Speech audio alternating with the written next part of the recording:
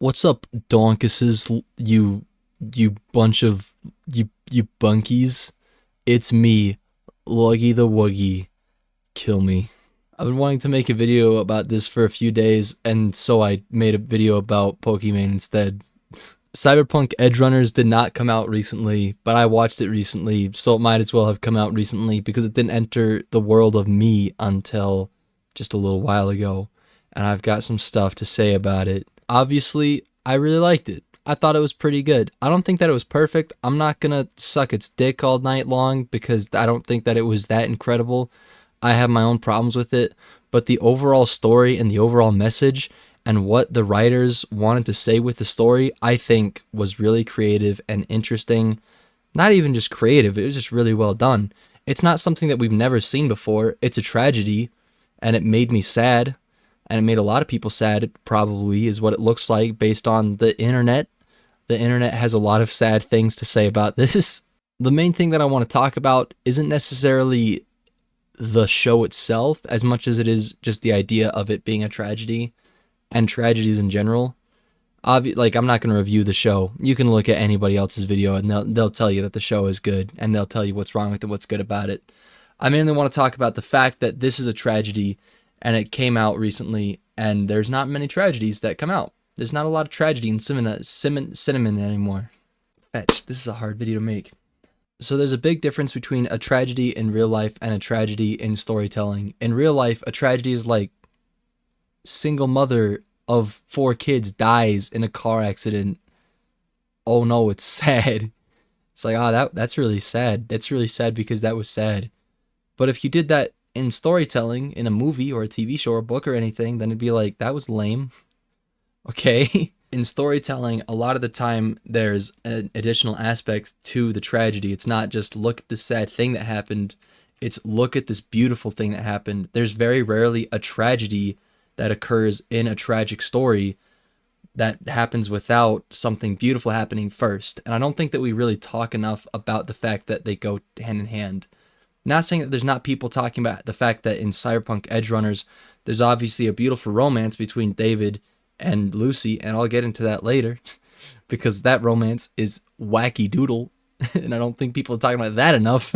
But in general, when we talk about these tragedies, at the end of the movie, we're like, oh man, that's so sad, and I feel so sad. And I don't think that at the end of these movies or TV shows or whatever it be, I don't think that we are just feeling sad, or at least I'm not feeling just sad. I think that I'm feeling a lot more than just sad, and I think that's why tragedies are so incredible, is because they make you feel so many emotions at the same time.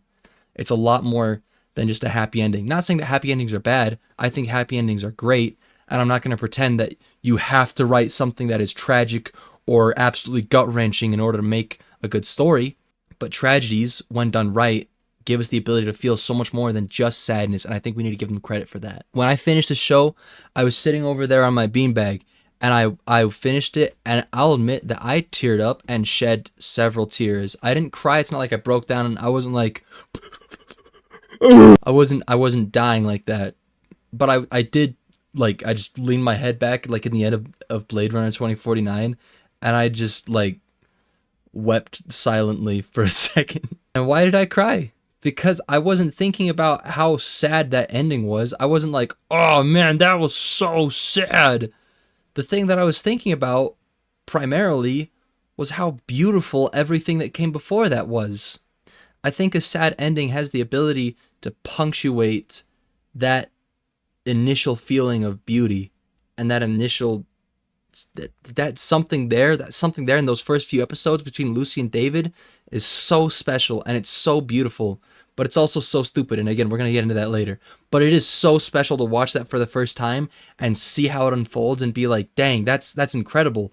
And then to see it then all fall apart in the way that it does is like, dang, that really was so special.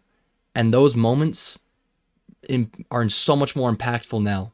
And again, not saying that you have to have a sad story in order for them to be impactful. They were impactful beforehand. But now that it's sad and now that it's ended the way that it has, you look at it and you hold it differently. You hold it in your heart a little bit differently. And these are fictional characters, and this is a fictional world and a fictional story. None of this is real. It's all fake. So it's incredible then that adding this little sad ending makes us hold on to it, and it makes us it affects us it affects us so much deeper in our hearts now when we've changed the ending just a little bit. I think too that shift in perspective, when we apply that shift in perspective to our lives and to certain moments in our life, can then give us different understandings of sad moments in our lives. And it doesn't really apply one to one, but the example that I always use, if you know me in real life, is I bring it up a lot when my grandmother passed away, like over 10 years ago now. I was just a little kid. I was like 11 or 12 years old. She'd been battling with breast cancer for like 16 years. And then it finally took her, and everyone was in the room when she passed, and my grandpa was sitting right next to her, holding her hand, and everybody was crying. Everybody was so sad to see my grandmother leave because she was such an incredible lady, and she loved everybody so much. She loved every single person with all of her entire heart, and that's what made her such an incredible person. And I remember seeing her chest heave one more time, and then it fell flat, and then she was still, and the room was silent, and my grandpa let go of her hand, and he looked back at everybody, and he was like, all right, that's it, everybody. Thanks for coming. That's not what he said, but he did say, that's the end. That's it. And so I walked out of the room. I was very confused at how I felt. That was the first time that anybody had passed away in my life. And I sat down on the couch, and then my dad came over and sat next to me, and he asked if I was okay. He put his hand on my back.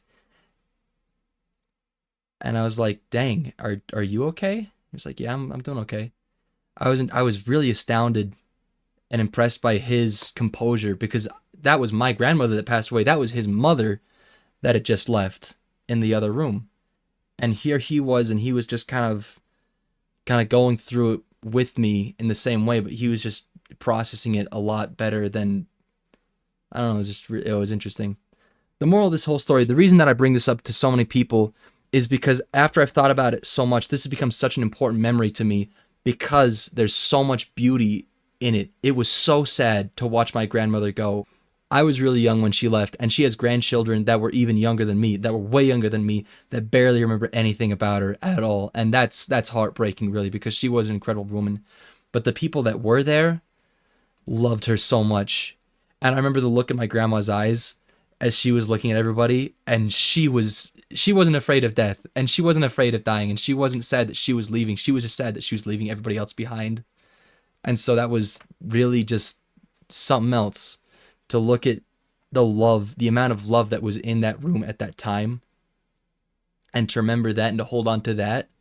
And because she was leaving, again, that love is punctuated, and I hold that differently in my heart because of that. And so I think tragedies like cyberpunk edgerunners. So anyways, my grandma passed away. It was really, really sad and beautiful. Anyways, this anime that I watched on Netflix. But it's the same concept, you know, of this was a really, really sad thing, but isn't it beautiful? And isn't the fact that it was sad, doesn't that give the other side of the coin, which is the absolute joy and beauty and love that we experienced? Don't they both just exemplify each other? And I think in our lives, we have to be so grateful for both sides of the coin, even though it's really happy to turn to God and say, I'm so grateful for my trials and that I'm sad. And I don't think that that's really the point. I don't think that we should always be like, oh, thank goodness I'm sad. We can't really go hip hip hooray for that without kind of faking it. But I think that we can work on looking at everything that happens in our life with that perspective of both sides of the coin, and then to be able to be grateful and to understand those happy moments even more now that they've passed and they've gone, and look where we are now and look how we can hold those the way they are. I don't know. I don't really understand what I'm trying to say here. I thought that it was a really good show. It was a pretty good show. And I think that in cinema we need to have more stories like that really give us that chance to be sad about something, to be happy about something like that. Because again, when you are sad about something, then that other side of the coin unlocks even more, and you can be even more happy about the good things that happened in that story. I think we need more of that. I think writers need to have more balls in writing tragedies. I think that we just need more of that in cinema nowadays. The other thing that I'll touch on really briefly that I mentioned is the romance between Lucy and David is really, really interesting because they have no chemistry and they have nothing. They like, they're like, okay, they're cute together, but it's not like they ever have a moment when it's like, oh yeah, they should have sex. And I think it's interesting that they did that. This has nothing to do really with the tragedy part. It's really just like the writers didn't need to tell you, the audience, that these people, that you want these people to get together. They didn't have to tell you that David wants to be with Lucy, and they didn't have to tell you that Lucy is hot because she is. I think that that's just something that's really relatable that a lot of people go through. Lucy doesn't really have any chemistry with David, and yet David is infatuated by Lucy. He is so, like, his world revolves around her pretty much in his mind. And I think a lot of people go through that at some point in their life when they're like, man, this person, I can't tell what it is exactly about this person, but I want to be a part of every part of their life just because of something about them and something about me and something about that. That's another thing that I thought was really cool about the show that I really liked, was that it wasn't like, oh, look at this beautiful romance, this blossoming romance. It was just, look at these two people who are broken and look how they somehow connect and somehow find comfort and peace in the company of each other. It was so cool. I loved that. I like that a lot. And I think that was cool.